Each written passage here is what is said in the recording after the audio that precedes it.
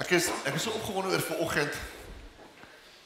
Ek het so 'n bietjie in die eerste diens het ek so 'n paar kere 'n bietjie trane laat vloei, so ek gaan kyk hoe ek dit kan beheer, maar ek beloof niks. Maar ek is so opgewonde oor vanoggend, want ons is in hierdie Pinkstertyd waar die grootste uitstorting van die Gees van alle tye was.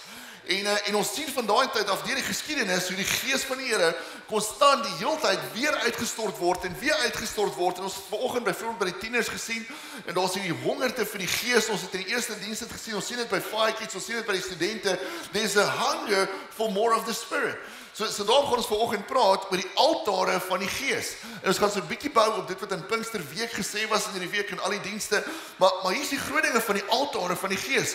Daar's konstant reg deur die woord van God is daar die uitnodigings om of aan die een kant altare van die Gees te bou of aan die ander kant om altare van die vlees stuk vir stuk, baksteen vir baksteen af te breek saam met die Gees van God. So vanoggend gaan ons praat oor how to build altars of the Spirit, altars of faith. Wat vir my so mooi is van 'n altaar, toe gaan kyk na die woord altaar in die Bybel. Was dit eintlik vir my so mooi geweest, want daar's ons nou in die kinderbybel al hierdie prentjies. Kyk, en ons het mos nou 2 kinders by die huis. So nou sien jy Jesus met sy geblouwyfde hare. En kyk, is fantasties, maar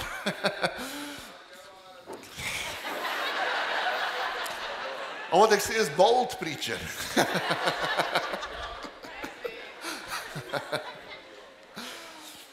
En ek wil sê dis nie 'n keuse nie. Maar wat vir my so mooi is, ek kyk nou die prentjie van die altaar en dit lyk amper soos 'n braai. So ek is vasoortuig dat was Suid-Afrikaners. Ja, grapsie. Hier is die ding van 'n altaar. 'n Altaar in die Ou Testament het 'n paar funksies gehad. So die eerste plek, it was a place of worship, 'n plek van aanbidding. Dan was dit 'n plek van opoffering, vergifnis, intersessie of covenant renewal. So dit was hierdie plek gewees waar die Here opgedaag het, waar hy kom wys het, but this is who I am. So 'n plek van worship, van opoffering, vergifnis, intersessie of covenant renewal. Maar saam met dit, wanneer jy na 'n altaar toe gegaan het die Here baie keer 'n stap van gehoorsaamheid gevra, 'n step of obedience. So in die stap van gehoorsaamheid sal ek na die altaar toe gaan. Ek gaan lê my sondes in die openbaar voor almal, voor die Here neer op hierdie altaar en ek brand dit voor hom. Ek bring 'n offer vir hom en uit die hemel uit antwoord hy en sê, "But your sins are forgiven." Wat vir my so mooi is van dit.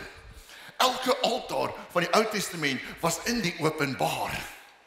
Elke altaar was in die publiek. Dit beteken jy het jou sondes kom confess voor elke liewe persoon rondom jou. Jy het jou sondes op die altaar gesit, maar saam met dit, wanneer jy daai offer gebring het op die altaar, het jy voor elke ander altaar van afgode kom verklaar, maar ek glo dat hierdie God my kan red. Ek glo dat hierdie God my sonde kan vergewe. Ek glo dat hierdie God die almagtige Here is, dat hy nog steeds op die troon is, dat hy nog steeds kan genees, dat hy nog steeds kan verlos. This is who my God is. So wat vir my so significant is van 'n altaar. Die altaar was in die public space. But it was also a public declaration of faith. A public declaration of faith. So die ouens in die Ou Testament was nie bang om 'n altaar te gaan bou waar almal dit kan sien nie. En weet jy wat gebeur baie keer met ons? Die oomblik as die Here jou uitdaag om daai naam Jesus oor jou lippe te bring, geraak ons bang of skaam. Of skielik is ek teruggetrokke, maar ek's eintlik 'n ekstrovert. Ek ken mos daai. Of jy nee, ek is by die Stormers se game. Ek wil in elk geval nie veel daaroor sê nie, so bly maar stil. Sien maar wat gebeur? Ons lees in Handelinge 1 vers 8, sê dit hier oor die Heilige Gees. Dit sê, maar julle sal krag ontvang, you will receive power, wanneer die Heilige Gees oor julle kom, en julle sal my getuies wees in Jerusalem, sowel as in Samaria, Judea, en tot in die uithoeke van die wêreld. So hy sê, wanneer jy die Heilige Gees ontvang, sal jy my getuie wees. You will be my witness. You will be my witness. Maar die oomblik, baie keer gebeur dit so, die oomblik as ons voel, die Gees is besig om my te dring om vir iemand te gaan bid, dan soek ek 'n verskoning oor hoekom ek dit nie kan doen nie. Nie oor die openbaar nie, Here. Net nie waar almal kan sien nie. Ek wil nou 'n paar jaar terug, is ons op die uitreik, en it was my incredible, amazing. So ek love 'n uitreik. Ek love 'n uitreik. En dit is nie net vir die McDonald's na die tyd nie. Maar ek love 'n uitreik. So wat vir my so mooi was van dit, ons kom op 'n stadium as die hele groep kom ons by die een huis en die huis is baie bekend vir die goed wat daar binne aangaan en dit is baie donker en dit is swart en dit is allerlei goed. En almal staan so en kyk vir mekaar en sê, "Oké, vir wie die Here gesê jy moet ingaan?" Oom Jan, hy het daar aan 'n kursus geloop. maar hier is 'n mooi ding wat gebeur. So die een oom kom vorentoe. En hy kom staan voor die hek en hy hou die hek so vas en hy begin bid. En hy begin kliphard bid. En hy bid so hard dat die mense in die huis dink hulle word aangeval. So hulle kom uit want hulle is kwaad want hulle kan nie sewende laan hoor nie. En dan begin hulle bedien. Weet jy wat hulle bedien? Kan ek by julle kom koffie drink? Ons dink baie keer evangelisasie. Ons dink om iemand te bedien deur die Gees is hierdie very loud. Monstrous moment, massive moment. Vir oom, was dit, kan ek by jou kom koffie drink? Met jou vuil koppies. En hulle lei hulle na die Here toe. En daar skatte in die hemel vir hom word vermenigvuldig. Vir die res van ons staan ons daar buite en ons is nog steeds bang om in te gaan. Dit is baie so vir ons sien. Hier is die verskil tussen ons en die mense in die Ou Testament met die altare. In die Ou Testament het hulle die altaar gebou in die openbare plek waar almal dit kon sien. En nou het ons vandag die Heilige Gees. Ons het iets wat hulle nie het nie. We have the power of the Holy Spirit, maar nog steeds is ons bang om baie keer in die openbaar daai naam Jesus oor ons lippe te bring. Daai naam Jesus oor ons lippe te bring. So in die Ou Testament kry jy hierdie krag in die altaar. Want sien elke keer as iemand na die altaar toe gekom het, het die teenwoordigheid van God op daai plek afgekom. So there's a significance to altars in the Old Testament. Ons sien, hoekom is dit vir ons baie keer moeilik? Hoekom is dit vir ons moeilik om te evangeliseer? Hoekom is dit vir ons moeilik om oor die Here te praat? En dit gaan nie daaroor dat daar reëls is in 'n besigheid wat sê jy mag nie. Dis vir ons moeilik want dit is makliker vir ons om altare van die vlees te bou as altare van die Gees. Dis makliker om altare van die vlees te bou as altare van die Gees. Sien een van die dinge wat ons op hierdie stadium sien in ons gemeente, ek dink in ons gemeenskap deur die land, is we're seeing the rise of the unknowns, So in vorige jare was daar hierdie bewegings gewees om die celebrity pastors te volg. En ons almal was daar. Kyk, ek was 'n conference hopper. So as ek hoor kom 'n ou van Amerika en sê ek is daar. Hy moet my net anoint. En ek kon nooit by die ou uitkom nie want hy verdwyn elke keer. Maar daar was die beweging gewees wat sê follow the celebrity pastor. En toe deur die jare begin hierdie pastors val en ewe skielik begin al goed openbaar word rondom hulle wat nie goed is nie. Maar sien, daar's hierdie konstante temptation in ministry. Daar's hierdie konstante temptation aan die een kant to build your own castle versus to build the kingdom. To build an altar for yourself versus building an altar for Jesus. Daar's hierdie konstante teenstryd en jy moet die hele tyd kies. Am I building the kingdom or am I building a castle? En wat nou gebeur is met die rise of the unknowns, is daar's 'n generasie gelowiges wat sê, maar ek gaan in my binnekamer 'n altaar van die Gees begin bou. Ek gaan in my binnekamer 'n altaar van worship begin bou. Daar waar niemand sien nie, daar waar niemand my kan raak sien nie, daar waar niemand my kan aanraak nie. There I'm going to build a place of meeting. Ek gaan daar 'n altaar van ontmoeting bou waar ek die Here konstant gaan ontmoet in sy teenwoordigheid en sy genade en sy Gees en sy krag. I will know him in my inner room so that I can proclaim him in the public spaces. It's the rise of the unknowns. En hulle bou die altare van die Gees in hulle binnekamers. Hulle bou die altare van geloof waar niemand kan sien nie. Dis vir my, ek dink wat vir my hartseer is dit vir my hartseer om baie keer te sien hoe ons huise, hoe ons gesinne besig is om altare van die vlees te bou. En dis nie meer huise van aanbidding nie. Ons bou die altare van die vlees wat gaan oor ons eie plesier, wat gaan oor ons eie begeertes, wat gaan oor en dalk nie 'n sonde nie, dalk oor angs en depressie en al die goed. En wat ons begin doen is ons begin altare rondom vleeslike goeders bou. En dan mis ons uit op daai seën van die altaar van die Gees. Ons mis uit op dit wat die Here wil doen in ons familie en ons gesin. Ek onthou 'n paar jaar terug was ek op 'n plek gewees waar ek besig was om die vleeslike altaar te bou rondom angs en rondom woede en 'n klomp ander goed. En op 'n stadium is ek op 'n Angus kamp. Nou as jy ooit op 'n Angus kamp was, dis awesome. Dis amazing. Kyk, as Angus al mense dan voel dit of die Gees self van jou inkom. En jy begin beweeg. Dis amazing. En ek staan daar en goed begin gebeur. En ek voel maar die Here sê, go and pray for the sick. En op 'n stadium bid ons selfs vir ou wat breindood is. En hy word wakker. Incredible goed. En terwyl ons so besig is om te bedien, begin ek al ontmoeg raak. En ek begin al hoe moe raak. En begin al hoe vreemder besluite maak. En waar ek in die begin van daai, toe ek na daai kamp die altare van die Gees gebou het, begin ek altare van die vlees bou. En binne 'n paar maande gaan ek van 'n plek waar ek opgewonde is oor die Here na 'n plek waar ek in diep depressie is. Diep depressie. En dit vat 'n paar jaar tot ek op 'n plek kom waar ek elke dag in 'n pilaar wil vasry. Ek sê, I don't want to live anymore. Ek bid een oggend en ek sê, Here, ek weet nie wat om te doen nie, maar as U nie vandag ingryp nie, is dit verby. Minder as 'n uur later is daar klop aan die deur. En dit is my ouers wat sê, hoorie, die Here het vir ons gesê, ons moet nou kom. Ons moet nou kom. Hulle bly ure en 'n half weg. Wat beteken, God het gehoor voordat ek gebid het. Voordat ek gebid het. En hy begin alles omdraai. Hy begin alles omdraai. Ek het nie dadelik gesond geword en dit het nog 10 jaar gevat. Maar wat het begin gebeur? Elke altaar van die vlees wat ek begin bou het, rondom my woede, rondom my bitterheid, rondom my angs, elke altaar van die vlees wat ek begin bou het die Here kom verander, en hy het elke baksteen van die vlees, stukkie vir stukkie vir stukkie begin uitkap en kom vervang met 'n baksteen van die Gees. En voordat ek my kon kry, was daai altaar van die vlees heeltemal verwoes, en dan was 'n altaar van die Gees gebou. Dis wat gebeur wanneer ons partner met die Heilige Gees, when we partner with the Holy Spirit.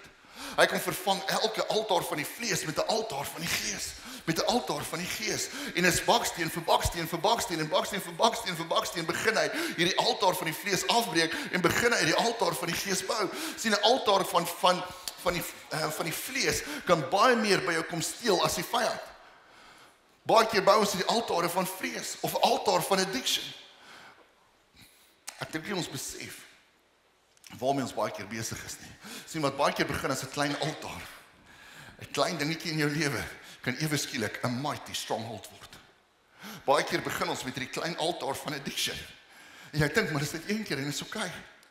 Maar oormôre sit ek 'n paar bakstene by, en dan sit ek 'n paar bakstene by, en voor ek my kan kry, sit ek met 'n mighty stronghold, 'n fortified city, wat net deur die Heilige Gees afgebreek kan word. En ons besef nie wat se altare in ons lewe bou nie. En dan wil ek vandag vir jou vra, what altars are you building?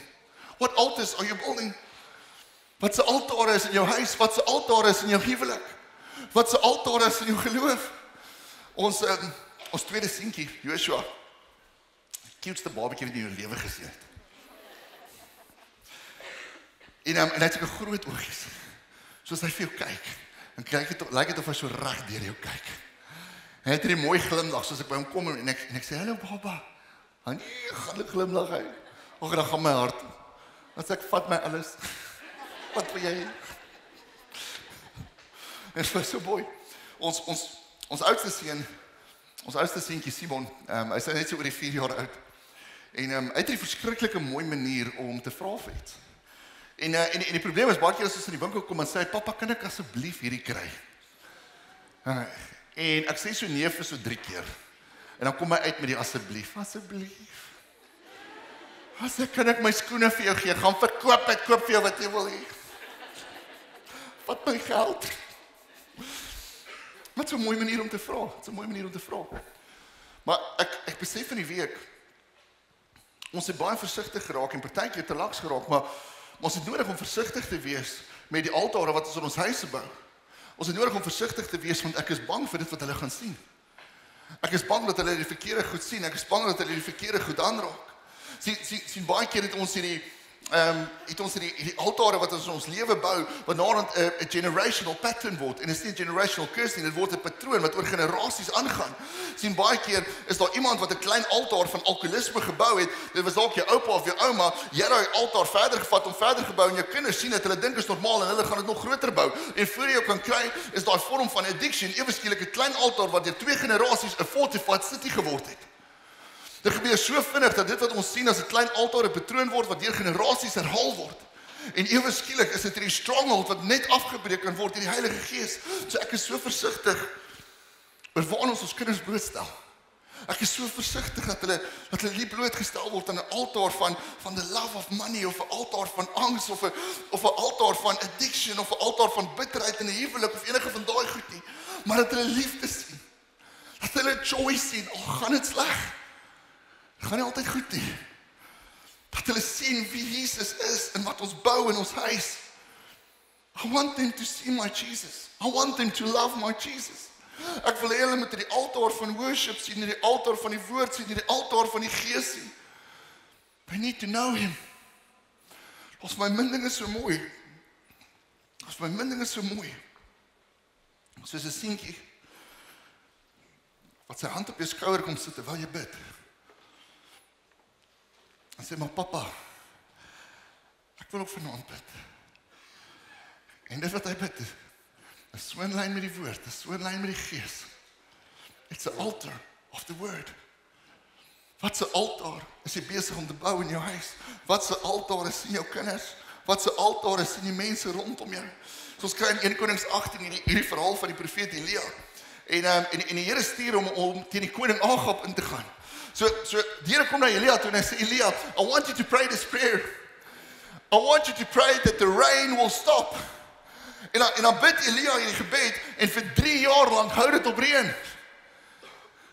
Net oor wie van julle het in 2017 gebid vir die reën om op te hou? Mag die Here jou straf nie, grap. Kom maar ophou vir 'n dag, maar dis ja. So hy bid hierdie gebed.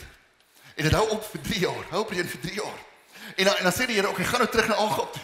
Gaan terug na hulle toe. I want you to do something there. Ek wil hê jy moet vir hulle gaan sê die reën gaan weer begin. En dan kom hy daar aan en toe hy daar aankom by Agab en onthou Agab was die man van Jezebel. En hoor ons in 1 Konings 16. 1 Konings 16 vers 30 sê Ahab, son of Omri, did more evil in the eyes of the Lord than any of those before him. Hierdie was die ou wat die godsdienst van Baal begin het. Hierdie was die ou wat die altare van Baal en demone rondom die altare van Yahweh gesit het. Dit was alwaar hulle koninkryk gegaan het, was Baal. Dit was alwaar hulle gepraat het, was Baal. Was die aanbidding van Baal. Was more evil than any of those before him. En dan stuur die Here vir Elia soontoe. En hy kom dan met die boldness. Ek wonder as die Here vir jou sê, waar sê die ou, is more evil than anybody. Will you go? En dan gaan hy. Dan kom hy daar aan en ons 450 Baal profete rondom hierdie altaar. En sê die Here vir hom, I want you to challenge them. Ek wil hê jy moet hulle uitdaag. Ek wil hê hulle moet sien wie ek is. En dan maak hulle die uitdaging tussen mekaar en hulle sê, maar wie ook al se God het die altaar aan die brandsteek, 1 Konings 18, aan die brandsteek, dit is die ware God, hom sal ons aanbid. En dan kom die Baal profete en hulle gooi die droogste hout uit, hulle sit 'n koei, 'n bees op by die brandstapel, die woord sê hulle het self spices opgegooi. Ek glo dit was firelighters, maar en dan roep hulle uit en hulle sê, Baal, wys vir hom wie hy is. En hoe meer hulle uitroep, hoe minder gebeur daar.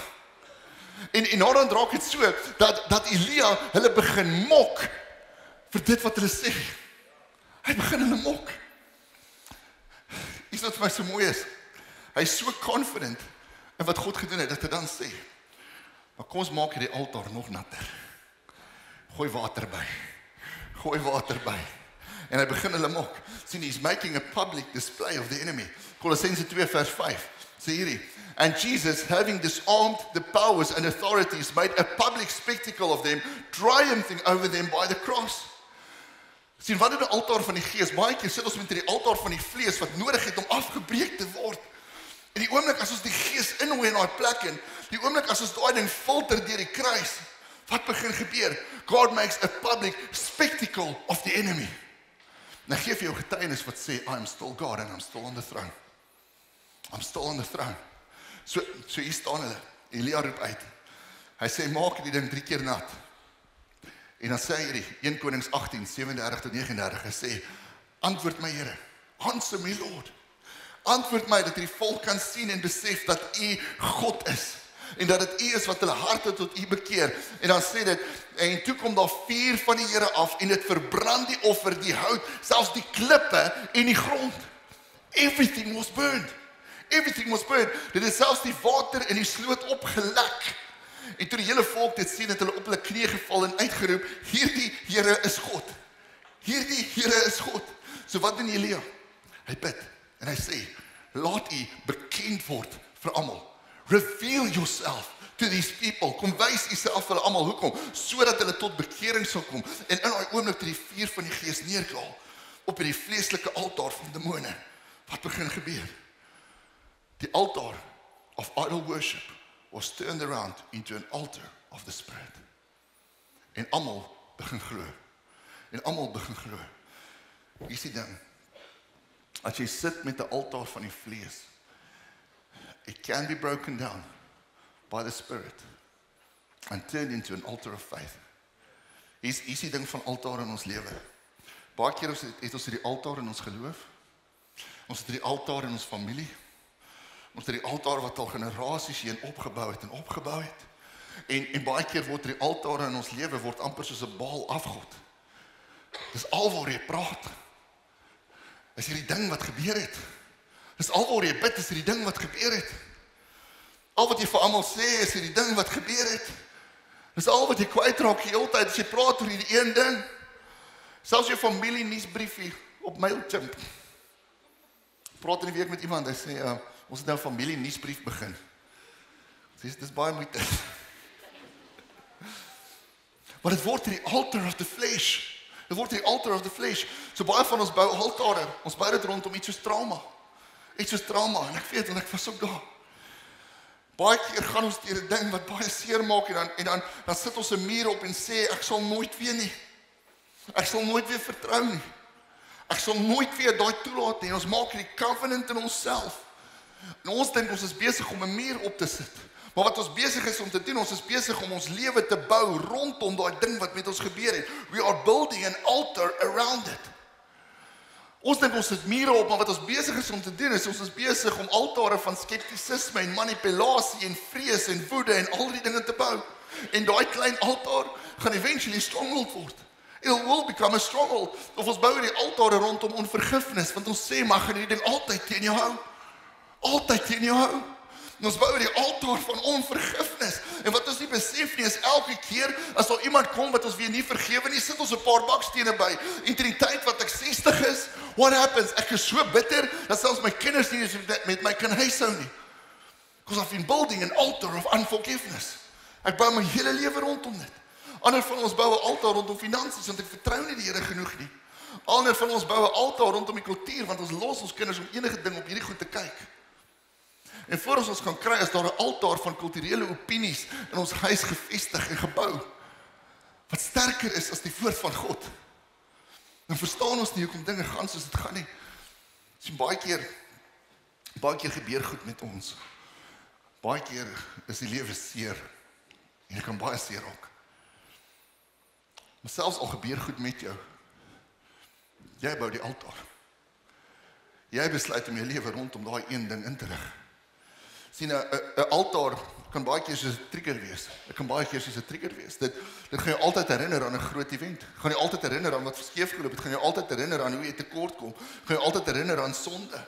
Sien, altare is oomblikke wat ingegrafeer word in jou hart. Dis oomblikke wat ingegrafeer word in jou gedagtes. Jy kan dit nie vergeet nie. En dan bou jy jou hele lewe rondom daai een gebeurtenis. Of daai 2 of daai 3 of daai 5. Jou hele lewe bou jy rondom daai een oomblik en sê, I cannot forget this. Maar elke keer, as iets soortgelyk gebeur, wat begin gebeur? I'm starting to build that altar a little bit higher. En voor ek my kan kry, is dit 'n groot stad wat nodig het om verwoes te word deur die Gees alleen. Deur die Gees alleen. Altare in ons lewe van die vlees is altyd 'n reminder van dit wat skeef geloop het. As dit nie gefilter word deur die kruis en gesuiwer word deur die Gees nie. Sien, in elkeen van ons se lewe is daar hierdie oomblikke. Daar is hierdie oomblikke wat of 'n herinnering word, 'n memory, of 'n altaar. There are moments that can either be a memory or an altar and a testimony. Daar's oomblikke wat ek dink, maar ek kan nie nou vergewe nie. Of ek het 'n belofte gemaak, of dit was te seer, en daar's hierdie moments. En baie keer begin ons lewe rondom dit bou, want ons wil onsself beskerm. Maar daai altaar gaan jou geloof verwoes. Want ons besef nie wat sê Genesis 50 vers 20. Genesis 50:20 sê hierdie. Dit sê, whatever the enemy meant for evil, he can use for good. Met ander woorde, enige altaar wat jy gebou het, of dit onvergifnis is, of woede is, of angs is, of dit sonde is, addiction, bitterheid in jou huwelik, ongeag wat dit is, God can use what the enemy meant for evil for his good, for his glory, for his throne. Maar as ons die altare van die vlees nie omvorm nie, dan kry ons hierdie strongholds in ons lewe van bitterheid en siekte, isolasie, rejection, selfs dood. So it's time to start building altars of the Spirit, altare van die Gees. Wat is 'n altaar van die Gees? 'n Altaar van die Gees is daai oomblik waar die Gees so sterk opdaag dat dit ingegrafeer word in jou hart en jy rig jou lewe rondom daai gebeurtenis op, want jy weet, hierdie oomblik bewys vir my God is alive. That is the altar of the Spirit. Ek het 'n paar jaar terug staan ons op 'n uitreik en ek het dit al vertel, maar dit was my incredible. Ons staan by die oom en hy's heeltemal blind, so sy oë is wit, heeltemal wit. En ons staan by hom nou vra ek vir hom, nou kyk op 'n uitreik, vra jy mos nou maar altyd, jy's baie polite. Weet so, waarvoor kan ek bid? Ons het eendag op 'n uitreik toe so 'n ou met 'n been wat afgesit is. Nou stap hy met hierdie been wat pyn. En een van ons mense wat saamgaan, staan by hom en hy sê, oom, waarvoor kan ek vir jou bid? En hy sê, kan jy nie sien nie, hy sê, ja, maar dalk het jy 'n migraine.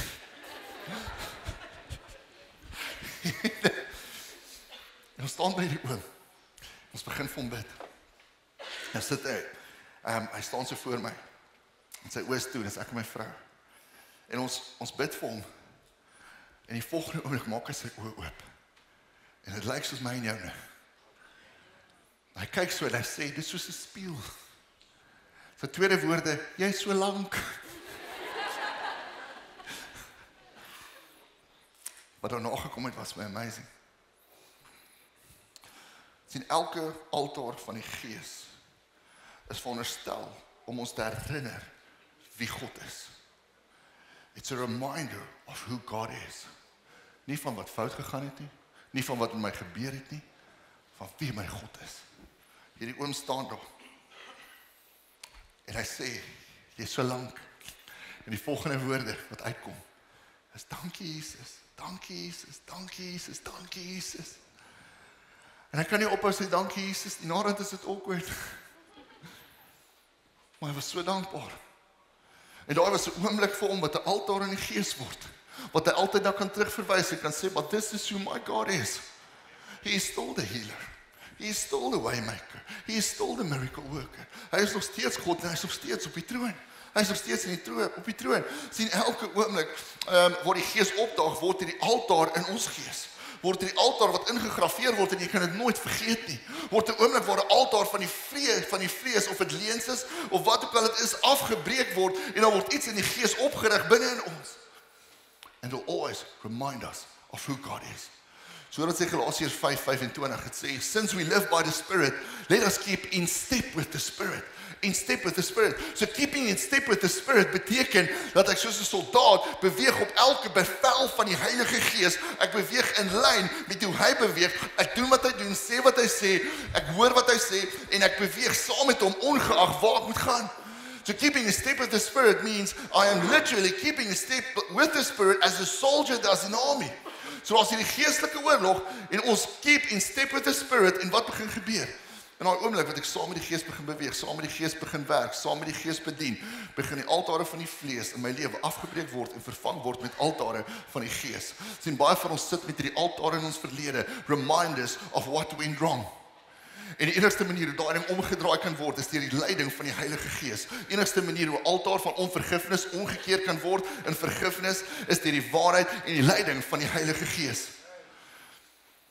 Ons besef nie altyd hoe baie gebeur when I'm walking in step with the Spirit. Want in elke tree vat hy een baksteen van my altaar van woede. En hy sit dit neer en hy sit 'n baksteen van die altaar van joy in. En elke tree vat hy 'n baksteen uit die altaar van bitterheid. Hy haal dit uit daai altaar uit. En hy bring 'n altaar, 'n baksteen uit die altaar van vrede. En elke stap saam met hom vat hy daai baksteen van die altaar van addiction. En hy haal dit uit my lewe uit. En hy kom vervang het met 'n baksteen uit die altaar van waarheid en vryheid. Every single time I keep in step with the Spirit, the altars are being broken down, and the altar of the Spirit is being raised up. So hier staan Elia, saam met die Baal profete, en op die altaar, waar idols geworship was, waar daar ewe skielik die vuur van die Gees uitgestort. En dit wat eintlik Elia se grootste vernedering moes wees, word een van God se grootste oorwinninge. Een van God se grootste oorwinninge. Sien, baie keer is daai oomblikke waar jy die seerste gekry het, jy is die oomblikke waar God die sterkste gaan opdaag. And when you keep in step with the Spirit, wanneer jy dit filter deur die kruis, en wanneer die krag van die Heilige Gees inkom, gaan jy nie terugkyk na jou verlede en dink, look at what went wrong nie. Jy gaan nie terugkyk en daar is die altare wat gebou word, wat jy vandag bitter en woedend maak nie. Jy gaan terugkyk en sê, but look what the Lord has done. Come on. Dan dink ek aan daai liedjie, look what the Lord has done. He healed my body. Jy sien dan, altare is nie veronderstel om jou te herinner aan wat skeef geloop het nie. Altare is nie veronderstel om jou te herinner aan wat se covenants jy met jouself gemaak het nie. Dit is nie veronderstel om jou te herinner aan wat se mure jy opgebou het nie. It's supposed to remind you of who God is. Dis hoekom die Ou Testament profete en konings so baie moeite gedoen het. So baie moeite gedoen het om met die altare van die vlees en van demone en al die goed te gaan afbreek. Because it was supposed to be places where God was worshipped. It was supposed to be a powerful reminder that said, this is who my God is. Daarom as daar altaar in jou lewe is wat nie van God af is nie, wat teenstrydig is met die woord van God. Start getting in step with the Holy Spirit. Start getting in step with the power of the Spirit, with the truth of the word. En stadig maar seker gaan na die altaar begin afbreek en vervang met 'n getuienis van hom. Dit is nie altyd dadelik nie. Partykeer vat dit 'n tyd. En dit is okay. So ons sien met Pinkster en Pentekoste die altaar van die Gees wat gebou word. So Jesus bedien vir 40 dae op aarde na die opstanding. Teen die 40ste dag vaar hy op hemel toe en dan gebeur daar vir 10 dae hierdie ongelooflike ding. Daar's 120 wat saamwag in die bo vertrek. En hulle wag en bid en glo en wag en bid en glo dat die Heilige Gees uitgestort sal word. Sien, volgens tradisie was daar eintlik nog 380 wat saam met hulle daar was, but they never waited with them. Hulle wou nie meer wag nie. Hulle wou nie bly vir die uitstorting van die Gees en they never stayed, they were never obedient and they missed the outpouring, the revelation, the altar moment.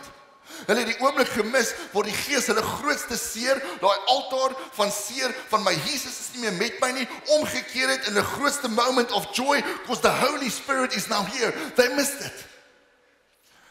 Wat gebeur met die 380 wat nie daar was nie? Van hulle kies die haasepad. Want daai altaar van seer en teleurstelling was nooit omgekeer in 'n altaar van waarheid en gees nie. They should have waited. They should have waited on the Holy Spirit. Baie keer is daar die goed in ons lewe en ons kyk terug en daar's die oomblikke wat vir jou uitstaan wat so ingegraveer is, 'n altaar wat jou lewe rondom dit gebou. Maar jy het nooit die Here gevra om in te kom in daai in nie. Nooit gedink ek kan vergewe nie, nooit gedink ek kan vra vir genesing nie. Nooit gedink ek kan vorentoe gaan nie, want daai is 'n ding wat my define. It's an altar of the flesh. So ons lees in Johannes 14:26, but the advocate, the Holy Spirit, whom the Father will send in my name, will teach you all things and will remind you of everything I've said to you. Hy sê, I will send the Holy Spirit. En wat gaan die Heilige Gees doen? He will remind you of everything I've said to you. He will remind you. Met ander woorde, elke keer as die Heilige Gees jou kom aanraak, elke keer as daar genesing kom, elke keer as daar renewal of mind kom, elke keer as die Heilige Gees in jou lewe inkom, wat gaan hy doen? He will remind you of who Jesus is. He will remind you of who Jesus is. So hy kom skep in die nuwe altaar wat vir jou sê en jou konstant daaraan herinner, maar hierdie is wie hierdie Jesus is. Jy sien al 'n plek waar jy amper dood was, maar ek sien 'n plek waar Christus jou laat opstaan het. Jy sien al 'n plek waar hy leen jou ondergekry het, maar hy sien 'n plek waar hy ingekom het met waarheid en jou gevat het vanuit die dal van dood skaduwee na sy wonderbaarlike lig. What altars are you building in your life?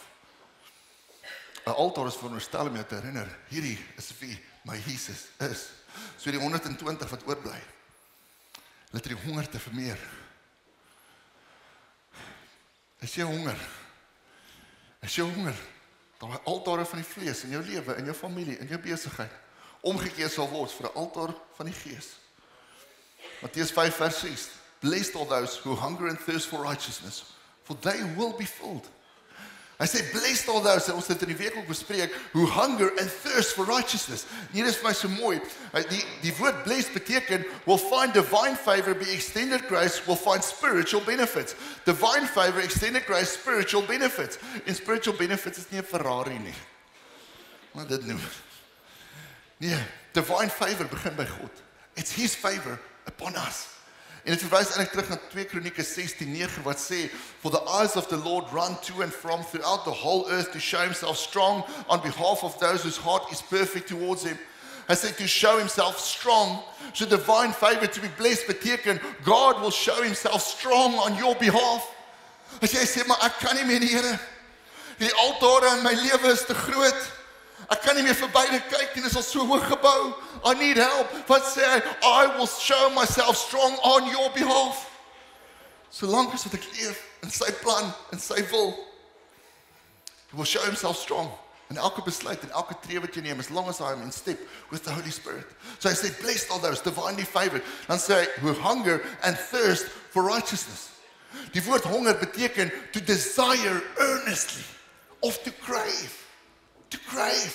Ek kan nie genoeg kry nie. Die woord dors beteken to painfully feel a longing for. To painfully feel a longing for. Soos daai verlange van 'n kind wat nie terugkom huis toe nie. Daai verlange vir 'n ouer wat nie meer met jou is nie. Dis 'n verlange wat seer maak. En dis die verlange waarvan hy praat as hy sê, those who hunger and thirst for righteousness to be right with God, I say, will be filled. Will be filled. They shall be filled. You will be saturated with the Holy Spirit. You will break down your altars of the flesh and build altars of the Spirit.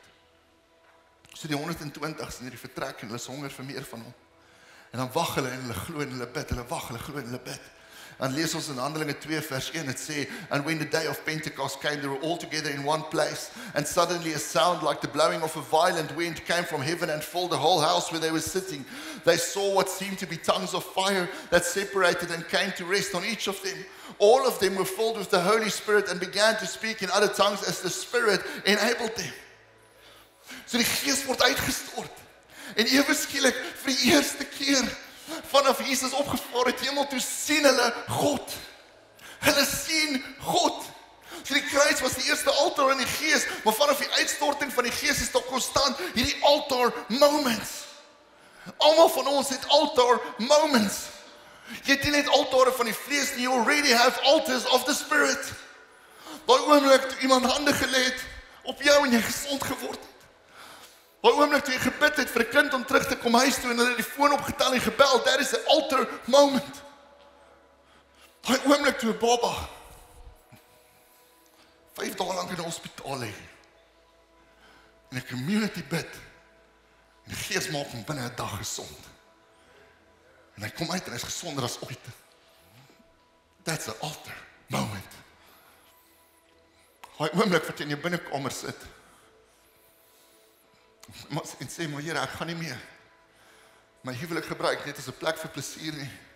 Ek gaan dit gebruik as 'n plek wat U aanbid. Van nou af is my binnekamer nie meer 'n plek van verslawing nie. But it will be a place of worship. That's an altar moment. Daai oomblik as 'n oue bottel neersit en sê, tot hier toe en nie verder nie. Wil daar wees vir my kinders, that's an altar moment. Daai oomblik as iemand joy vind, en dit maak nie sin nie. Maar kyk, hoe gaan dit met jou? But I have joy, peace and righteousness in the Holy Spirit, Romans 14:17. Why? Want Jesus is by my. En die Heilige Gees is in my. That's an altar moment. Elke keer as jy jou aanraak. Elke keer as iemand tot bekering kom. Elke keer as daar bevryding is. Elke keer as jou wonde toegebind word. As jy vergewe. As jy iemand vrylaat. An altar of the Spirit is created in that moment. En elke keer as jy wonder wie my Jesus is, elke keer as jy wonder waar God is, go back and sit at the altar. herinner jou gees en jou siel aan wie God is. Sien, 'n altaar is soos 'n getuienis, maar 'n getuienis is iets wat jy deel in die openbare. 'n Altaar is iets wat net tussen jou en God is. Maar is daar 'n plek waar jy jou gaan herinner, this is who I am. Daai oomblik in jou lewe, waar rondom jy jou hele lewe bou. So die gees word uitgestort en 120 in die bovertrek word gevul met die gees. 120 was daar en 120 was gevul. Ek weet nie hoeveel jy vandag is nie. Maar wat sê Handelinge, wat sê Romeine 8:11? Dit sê wanneer jy tot bekering kom, ontvang jy die Heilige Gees. You already have the Holy Spirit. Die Heilige Gees in jou kan elke altaar van die vlees omkeer in 'n altaar van die Gees. Kan dit omkeer in iets waarna jy kan teruggaan en kan weet, maar hierdie is hoe my God lyk. Sien, wat is die doel van die uitstorting van die Gees? It is to remind us who Jesus is. En dan saam met dit. Romeine 8:19 sê hierdie, for creation waits in eager expectation for the children of God to be revealed. For the children of God to be revealed. Sien, hoekom sien mense nie God nie? Because we are building altars of the flesh. Ons bou die altare van die vlees en dan wonder ons hoekom ons kinders sekere goed sê, hoekom hulle sekere goed sien. But if we start building altars of the word, altars of worship, altars of the spirit, what said it? Then even creation waits in eager expectation. Maar die Gees gaan iets kom doen. So Elia bid en die Here stuur vuur op hierdie altaar. Op Pinksterdag word die Gees uitgestort en is vuur.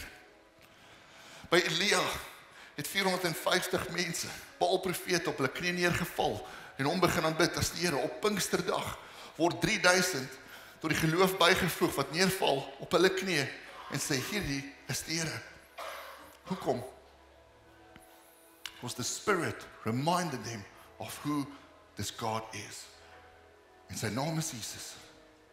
En ek dink vir beide Elia en vir Petrus hulle was hierdie altar moments that they could never forget.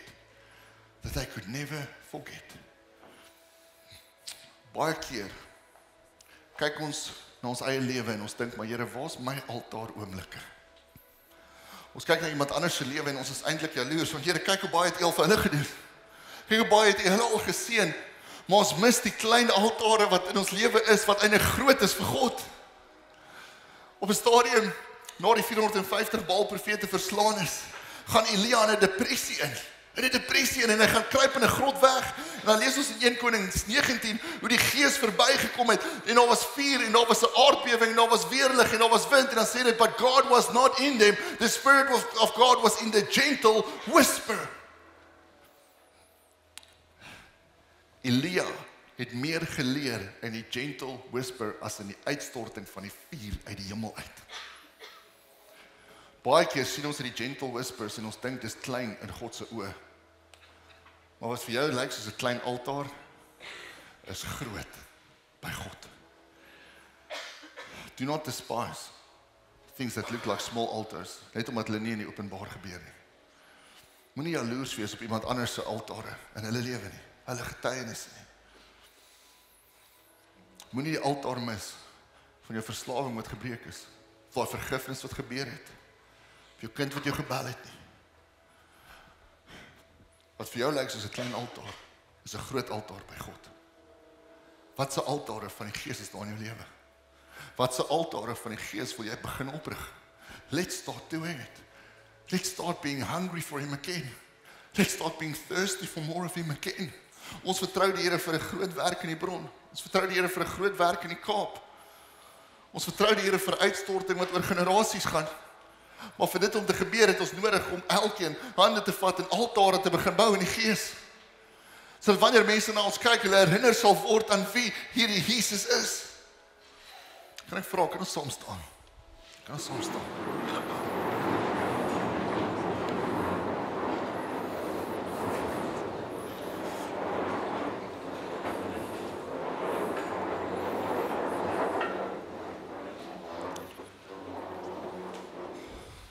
Baie keer kyk ons na die gawes wat die Here in iemand gebruik en ons sien dit as 'n groot altaar. Maar ons mis die vrug wat al reeds in ons lewe aan die werk is, wat ook 'n groot altaar is. Do not despise the working of the Holy Spirit.